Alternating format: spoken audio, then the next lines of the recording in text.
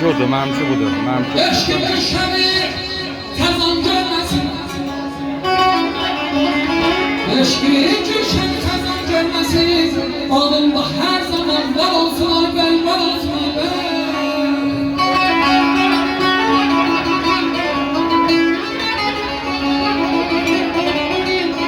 Mən böyük niməti sevib seviblər.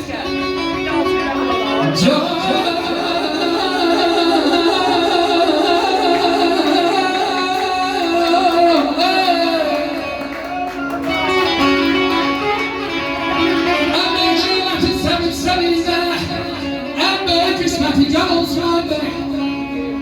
Her zaman aydın olsun. Aydın olsun dostum, aydın olsun.